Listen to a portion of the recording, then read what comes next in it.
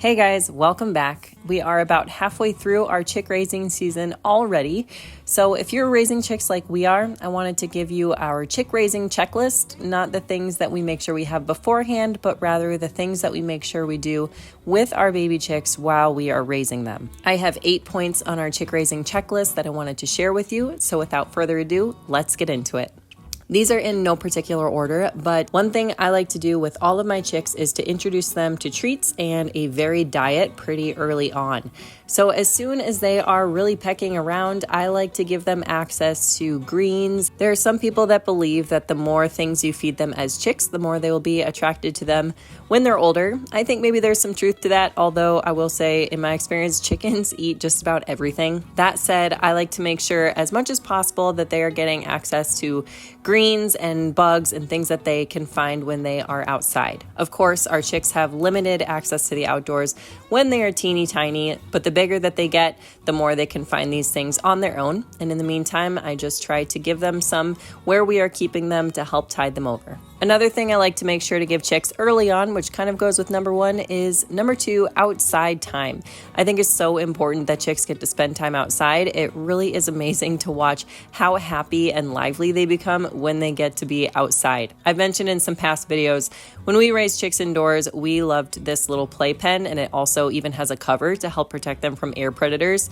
Of course, they still need some supervision since this is not really predator proof, but we have raised many chicks with this setup, and just like human babies, it is so cute. They go crazy while they're outside, and then they sleep so soundly as soon as they come back in. So we like to give them plenty of outside time for enrichment, even very early on. Number three is to switch from starter feed to grower feed at the appropriate time. In the past, we didn't really put a lot of thought into their feed. We just bought what was available at the feed store, which was very frequently starter/grower. However, now that we have a little more experience raising chicks, we know that there are different nutritional needs from early baby chicks to grower baby chicks. Fortunately, Scratch and Peck does offer the starter and grower feeds separately, so that way we can tailor more specifically to the chicks' nutritional needs at different stages in their lives. As I've mentioned before, I really enjoy how this feed has a lot of variation. There are different shapes and sizes and colors for them to peck at, and I do think it really helps provide them some enrichment. The starter feed is smaller for their little tiny beaks when they're tiny, but as they get bigger, we have some more of these whole grains. Our older hens do need the layer feed, which has calcium and isn't great for the chicks to get before they are laying. So what I like to do is set up this dog kennel, which is only big enough for the chicks to get inside. So as much as the older chickens would love to chow on this stuff too, that way we can reserve the grower feed for the chicks, and then the laying hens aren't packing on unnecessary fat and getting unnecessary calories.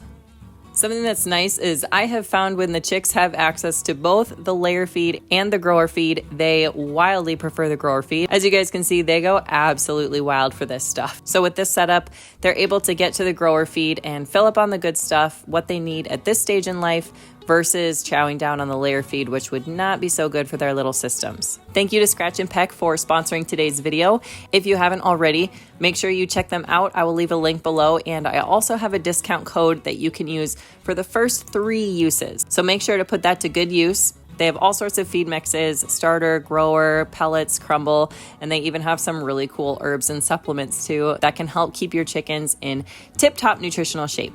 Around the same time that we are switching them from starter to grower feed, I like to introduce them to the older flock. With this setup, it's been really nice because we've been raising the chicks around the older flock in a dog kennel, in the chicken coop. But I find that this is a good time to introduce them. They're not so tiny that they're going to be beat up and bullied quite as severely as when they were really, really little. They're big enough to fend for themselves and kind of understand chicken body language and how the pecking order is established. This is another place where that sort of partially propped open dog kennel setup helps a lot. The chicks can go in and get away when they need to escape from the big girls, and the big girls can't go in after them. Another thing I like to make sure around this time, they have access to the outdoors, but I always make sure that they're returning to the coop at night. This is a critical age in my experience where bad habits may pop up because they aren't totally used to the routine yet. So if I have a chick who's starting to roost outside at this age, I make sure to bring her back inside or start introducing a light at night to attract them back into the coop so that we don't have any deeply formed bad habits when they're older.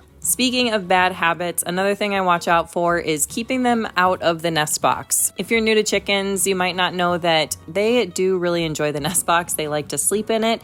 And while I would love to give them the coziest bed and coziest place possible, I'd love to give them whatever they want. However, when they sleep in the nest box, they have a bad habit of also pooping in the nest box, which means you get a dirty nest box and you get dirty eggs if you're not cleaning it out every day. This rollout nest box is super convenient because we are able to just lift the roost up, which blocks them from getting inside at night. However, if you don't have something that's automatically set up to prevent this bad habit, it's probably a good idea to go in and check your chickens, make sure they're not sleeping in the nest box.